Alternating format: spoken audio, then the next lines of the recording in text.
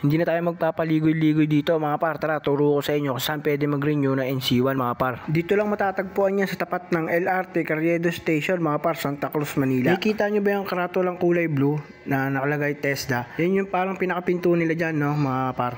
Merong gwardiya dyan sa loob. Tanong po kayo kung saan pwedeng mag-renew ng NC1 for messman. Tapos pasok na po kayo sa loob.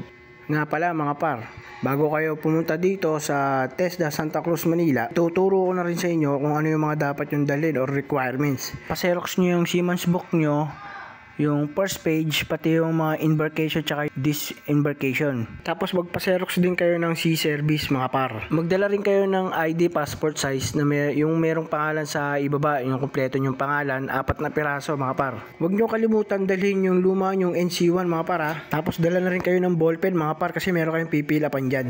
Tapos 100 pesos mga par pang bayad sa certification ng NC1 for messman. Mas maganda rin mga par, dala-dala rin ninyo yung mga original copy ng mga requirements na nabanggit ko kanina. Tapos doon naman sa merong mga service gaya ng mga motor, ayan, SM, tapat lang yan, pwede kayong mag-park and mga paro. Pwede kayong mag-park dyan, no, mga motor, huwag na kayo doon sa unahan banda, baka mahuli kasi kayo eh.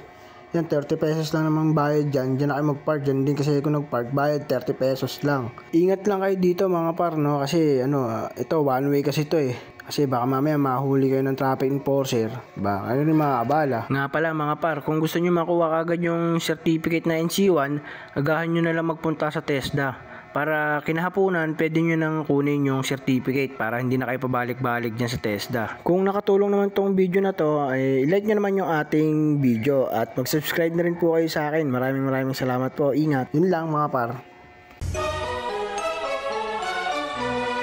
Little mama, show me how you move it. Go ahead, put your back into it.